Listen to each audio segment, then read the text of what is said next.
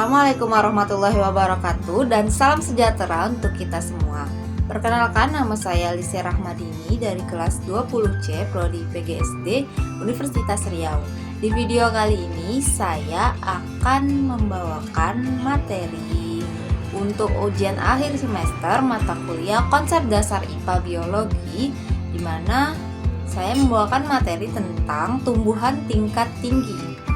Pada tumbuhan tingkat tinggi ini saya mencontohkan dua tanaman, yaitu yang pertama tanaman Solanum melongena L atau tanaman terung, dan juga Dipsis lutescens atau tanaman palem kuning. Selamat menyaksikan. Nah, yang pertama saya akan menjelaskan terlebih dahulu tentang pengertian dari tumbuhan tingkat tinggi, kemudian akan berlanjut ke contoh-contoh dari tumbuhan tingkat tinggi itu. Nah, yang pertama adalah pengertian dari tumbuhan tingkat tinggi. Perlu kita ketahui bahwa tumbuhan tingkat tinggi ini adalah tumbuhan yang memiliki pertumbuhan dan perkembangan yang sempurna. Dalam artian, pada tumbuhan tingkat tinggi ini dapat ditemukan akar, batang, dan daun sejati. Itulah yang membedakan tumbuhan tingkat tinggi dan tumbuhan tingkat rendah. Tumbuhan tingkat rendah itu tidak memiliki akar, batang, dan daun sejati. Nah, kalau di tumbuhan tingkat tinggi ada juga organ pokoknya tambahan seperti adanya bunga, buah, dan biji. Nah, contoh tumbuhan pertama kita contohkan terlebih dahulu tumbuhan tingkat rendah ya, yang tidak memiliki akar, batang, dan daun sejati itu, yaitu seperti tumbuhan lumut dan juga jamur. Nah, pada tumbuhan tingkat tinggi ini kita dapat membedakannya menjadi dua golongan besar, yaitu yang pertama tumbuhan berbiji terbuka atau Gymnospermae. Nah, golongan kedua adalah tumbuhan berbiji tertutup, yaitu Angiospermae. Nah, pada tumbuhan tingkat tinggi ini, yang termasuk tumbuhan tingkat tinggi ini biasanya adalah tumbuhan spermatofita atau tumbuhan biji. Nah, ciri-ciri dari tumbuhan biji ini adalah berkembang biak dengan biji, kemudian memiliki akar, batang, dan daun sejati, dan juga memiliki pembuluh seperti xilem dan juga floem. Terdapat dua golongan utama dari tumbuhan tingkat tinggi ini. Yang pertama ada Gymnospermae, yaitu tumbuhan berbiji terbuka, dan ada Angiospermae, yaitu tumbuhan berbiji tertutup. Pertama, saya akan menjelaskan terlebih dahulu tentang tumbuhan Gymnospermae.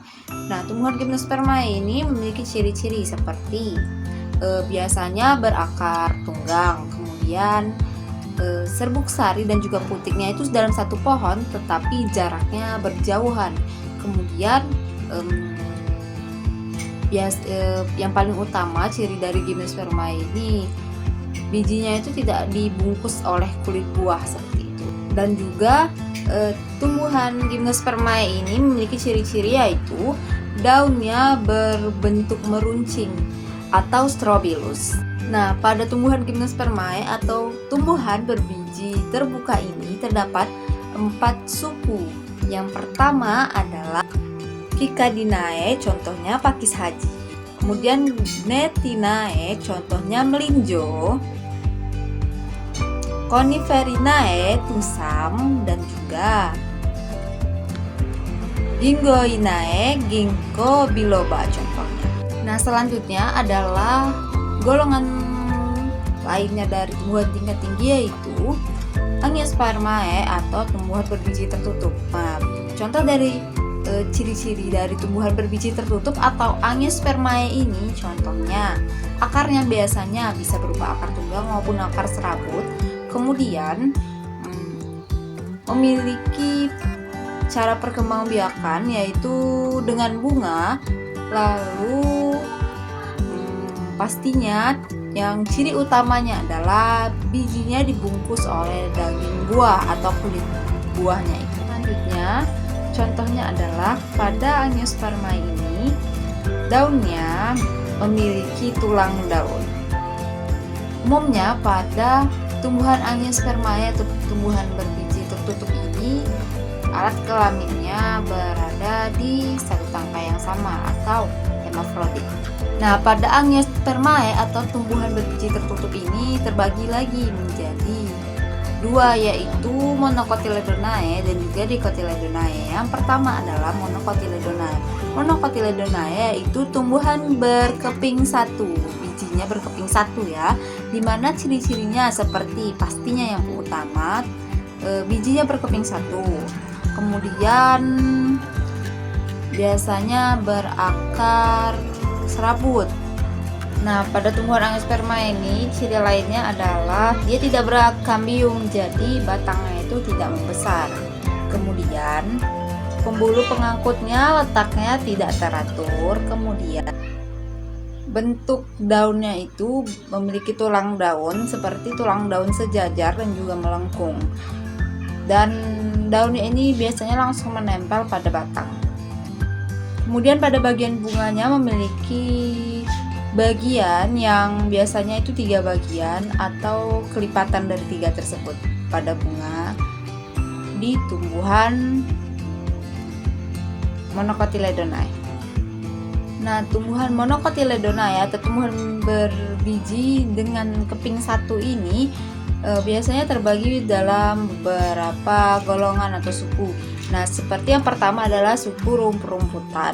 Itu contohnya seperti padi, rumput, tebu, dan lainnya. Kemudian pada suku pinang-pinangan itu seperti pohon pinang, kelapa, aren, lontar, dan lainnya. Kemudian ada suku pisang-pisangan seperti pisang ambu, pisang raja, dan lainnya. Kemudian ada suku anggrek-anggrekan dan juga suku jahe-jahean. Kemudian kita masuk ke dalam tumbuhan berkeping dua, biji berkeping dua, yaitu tumbuhan Dicotyledonae. Tumbuhan Dicotyledonae ini ciri-cirinya seperti pastinya bijinya itu berkeping dua, kemudian biasanya berakar. Kemudian selain berakar tunggang, tumbuhan Dicotyledonae ini juga memiliki kambium sehingga terdapat pertumbuhan pada batangnya sehingga batangnya itu bisa membesar pada tumbuhan Dicotyledonae. Nah, pada tumbuhan Dicotyledonae ini berkas pembuluhnya itu terpusat seperti itu. Kalau di Monocotyledonae kan pembuluhnya itu tersebar. Nah, kalau Dicotyledonae pembuluhnya itu terpusat. Nah, pada bagian daun pada tumbuhan Dicotyledonae sendiri memiliki tulang daun seperti tulang daun menyirip dan juga tulang daun menjari, dan juga dia memiliki tangkai daun. Pada umumnya pada tumbuhan Dicotyledonae ini memiliki satu buah dan juga memiliki keping bunganya itu ada bunganya terdapat 4-5 bagian atau kelipatannya. Nah, lanjut ke contoh dari Dicotyledonae sendiri, yaitu terbagi menjadi beberapa suku. Seperti yang pertama ada suku getah-getahan, seperti contohnya karet dan juga singkong. Kemudian ada suku Mimosaceae seperti tanaman ketapang, putri malu, saga, dan lainnya. Kemudian ada suku terong-terongan seperti terong, tomat, cabai, tembakau. Lalu suku jambu-jambuan seperti jambu air, jambu biji, cengkeh. Kemudian suku komposit seperti bunga matahari, bunga kenikir, aster, dan juga dahlia. Sebagai ringkasan, saya akan meringkas perbedaan dari tumbuhan Monocotyledonae dan juga tumbuhan Dicotyledonae. Pertama, dari bijinya. Kalau dia tumbuhan Monocotyledonae memiliki 1 kotyledon, dan juga kalau Dicotyledonae memiliki 2 kotyledon. Kemudian daun memiliki pada Monocotyledonae memiliki tulang daun sejajar dan juga menyirip. Salah tadi ya, jadi bilang. Pada tumbuhan Monocotyledonae itu memiliki tulang daun sejajar dan juga melengkung. Dan pada Dicotyledonae tulang daunnya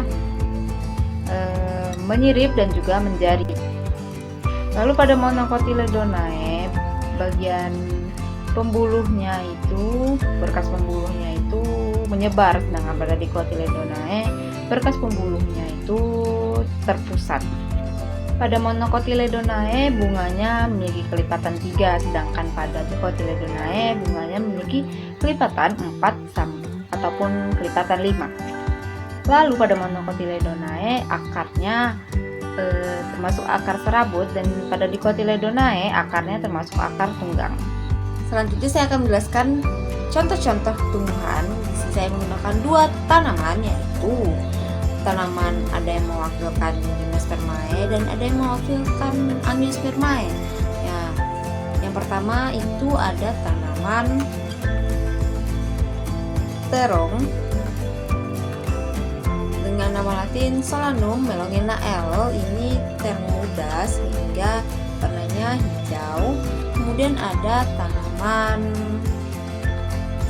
palem kuning dengan nama latin Dipsys lutescens.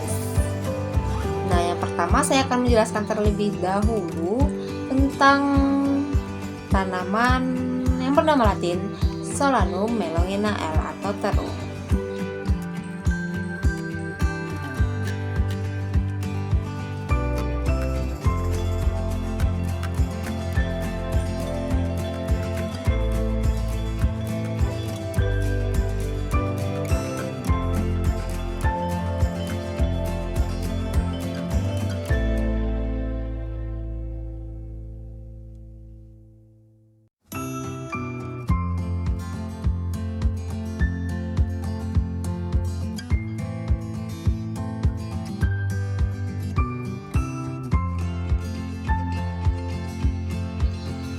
Nah, ini dia bagian daun, batang, dan juga akar dari Solanum melongena L atau tanaman terong. Nah, kita akan membahas terlebih dahulu nih dari klasifikasi tanaman Solanum melongena L ini atau terong. Pertama, Kingdom Plantae, subkingdomnya Trachenbionta, superdivisinya Spermatophyta, divisi Magnoliophyta, kelas Magnoliopsida, subkelas Asteridae, ordo Solanales, famili Solanaceae, genus Solanum, dan spesies Solanum melongena L. Ini dia klasifikasi dari tanaman Solanum melongena L atau tanaman terong. Pembahasan setiap bagian dari tanaman terong ini. Nah, pertama kita bahas dulu akar dari tanaman terong ini.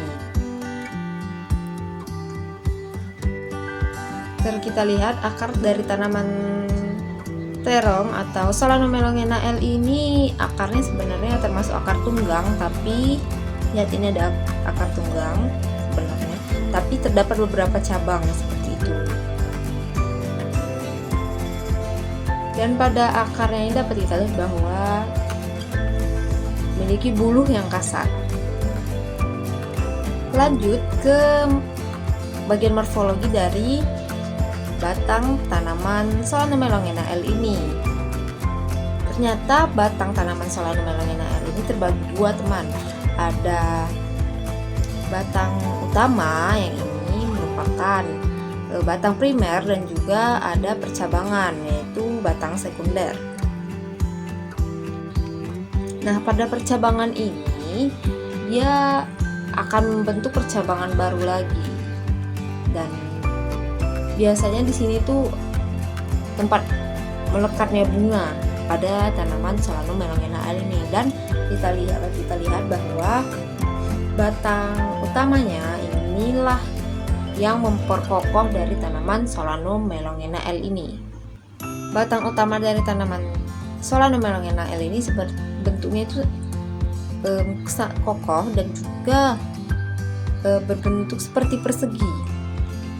Bentuk seperti persegi atau angularis disebut. Di sini warna batangnya ini hijau kegelapan seperti itu.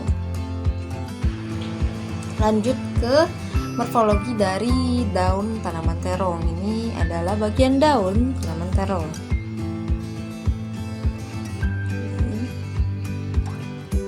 bentuknya seperti ini. Nah, daun tanaman terong ini termasuk daun bertangkai. Dia memiliki helaian daun dan juga ada tangkai daun.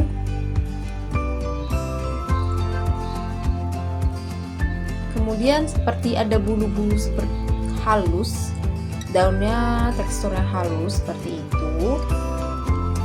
Bentuk daunnya agak pipih dan menebal di bagian pangkal. Panjang dari daun tanaman terong ini berkisar antara 5 sampai 8 cm. Nah, pada bagian daun tanaman Solanum melongena atau terong ini terdapat bagian ibu tulang daun, kemudian tulang cabang dan urat-urat daun. Nah, ibu tulang daun ini adalah perpanjangan dari tangkai daun. Dapat kita lihat bentuknya itu oval dan ada juga sih yang hampir persegi seperti itu. Kemudian bagian ujungnya hampir meruncing seperti ini.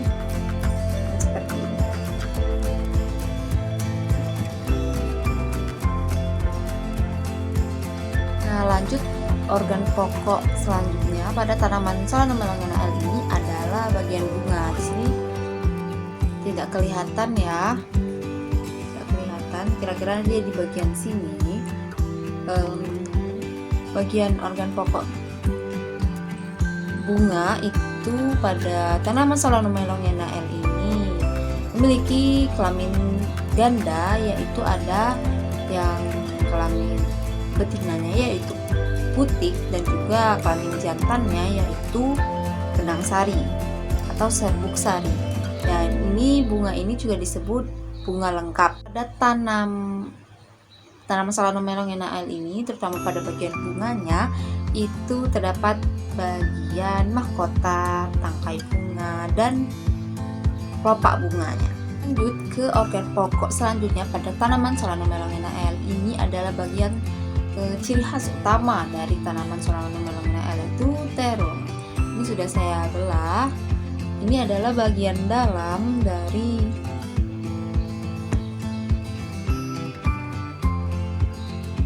tanaman Solanum melongena ini. Terdapat biji-bijinya, kelihatan. Nah, di sini terdapat biji-biji, dan kita tahu bahwa teksturnya ini lembut, namun ketika semakin besar buah Solanum melongena ini, dia tidak akan pecah. Ini ada biji, buahnya ini lunak, cenderung berair seperti itu, dan ini sangat enak untuk dimakan, biasanya untuk lalapan ataupun juga dimasak menjadi sambal terong ataupun lainnya. Lanjut ke bagian biji dari tanaman Solanum melongena ini. Nah, bijinya ini tersebar ada di dalam buah. Dia tersebar seperti itu. Ukurannya sangat kecil, menyebar di sekitar dalam daging buahnya, dan warnanya itu kecoklatan, hingga kecoklatan, bentuknya oval dan juga dia berlendir. Lanjut, kita sudah menjelaskan tadi sebelumnya tentang organ pokok pada tumbuhan Solanum melongena ada akar, batang, daun, buah, biji, bunga. Manfaat dari Solanum melongena atau tanaman terong ini adalah dapat mencegah penuaan dini, dapat juga melancarkan pencernaan, lalu dapat mengatasi asam lambung, mencegah diabetes, meningkatkan fungsi otak, lalu dapat juga mencegah osteoporosis dan meningkatkan kekuatan tulang, otot, dan juga sendi. Lanjut ke tanaman tumbuhan tingkat tinggi berikutnya, yaitu tanaman palem kuning. Di sini saya memiliki bagian daun palem kuning ya. Nah, jangan lupa palem kuning sendiri memiliki nama latin Dipsis lutescens. Tanaman palem sendiri sering kita jumpai sebagai tanaman hias. Banyak orang yang menyukai menanam tanaman palem ini karena cenderung memiliki cara perawatan yang mudah dan juga memiliki berbagai jenis tanaman palem dengan keunikan masing-masing. Lanjut, kita masuk ke dalam klasifikasi dari tanaman palem atau Dipsis lutescens. Pertama adalah kingdom dari tanaman Dipsis lutescens ini yaitu kingdom Plantae. Divisi Spermatophyta, subdivisi Angiospermae, kelas Monocotyledonae, Lili Araceae atau Palmceae. Genusnya ada Archontoponix, Mascarena, Crithotascis, dan Roystonea. Lalu spesiesnya di sini saya menggunakan palem kuning atau Dipsis lutescens.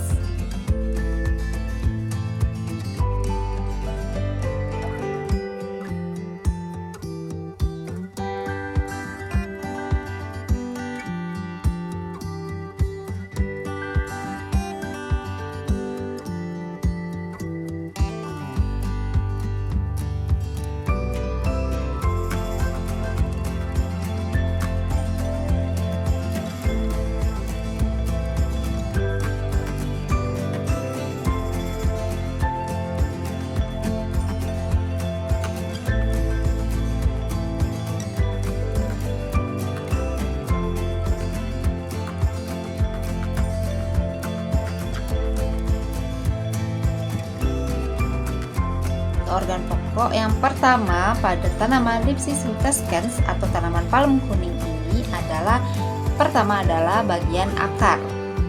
Karena tanaman palem ini termasuk ke dalam Gymnospermae, akarnya ini termasuk akar tunggang, tidak berserabut dan juga tidak bercabang. Tanaman palem juga memiliki akar yang silindris, memiliki sistem perakaran yang tumbuh ke dalam tanah, dan jumlahnya itu terus bertambah serta semakin padat sehingga memperkokoh tanaman palem ini hingga lebih kuat dan tidak gampang goyah seperti itu. Palem ini tumbuh tegak lurus, kemudian tidak bercabang dan juga tidak beruas. Batang palem biasanya tumbuh sebagai batang tunggal seperti pohon kelapa. Kita lihat kan tidak ada cabang ya, pohon batangnya itu tunggal, tumbuh ke atas. Tinggi batang palem itu sekitar 15 sampai 20 meter. 15 hingga 20 meter, dan biasanya pertumbuhan batangnya itu membesar pada bagian bawah dan semakin ke atas tuh dia semakin menipis, jadi dia tuh batangnya besar di bawah dan semakin ke atas dia semakin menipis batangnya. Bentuk daunnya ini menyirip dan bersifat majemuk. Lihat seperti ini, menyirip dan bersifat majemuk. Terdapat tangkai daun. Nah, tangkai daunnya ini biasanya diselimuti oleh pelepah, namun sekitar sini ya, itu biasanya diselimuti oleh pelepah. Bagian bunga. Nah, bunga ini merupakan salah satu biasanya ciri khas dari setiap tanaman yang memperindah suatu tanaman itu. Nah, fungsi bunga sendiri pada tanaman palem itu sangat membantu untuk penyerbukan. Itu biasanya bergantungan keluar, bergantungan ke bawah seperti itu, dengan warna biasanya berwarna kecoklatan. Warna kecoklatan itu biasanya pada buah muda dan berwarna merah tua ketika buah itu sudah tua. Nah, pada tanaman palem ini memiliki endokarpium atau lapisan bagian dalam tanaman palem itu bijinya itu berfungsi untuk melindungi biji dari buah palem. Nah, lapisan endokarpium ini bersifat keras dan seperti mirip tempurung. Kalau misalnya kita lihat kelapa, Palem biasanya digunakan sebagai tanaman hias, dapat kita temui di pekarangan rumah dan juga di pinggir-pinggir jalan seperti itu. Nah, itulah tadi kedua contoh tumbuhan tingkat tinggi yang saya peragakan. Ada contohnya terong, yaitu Solanum melongena L, dan juga tanaman palem kuning atau Dipsys lutescens. Semoga video ini dapat menambah wawasan teman-teman tentang tumbuhan tingkat tinggi, dan juga semoga dapat dimengerti penjelasan tentang kedua contoh dari tumbuhan tingkat tinggi ini. Semoga video ini bermanfaat. Jika ada kesalahan mohon dimaafkan. Kepada Allah saya mohon ampun. Wabillahi taufiq wal hidayah. Wassalamualaikum warahmatullahi wabarakatuh.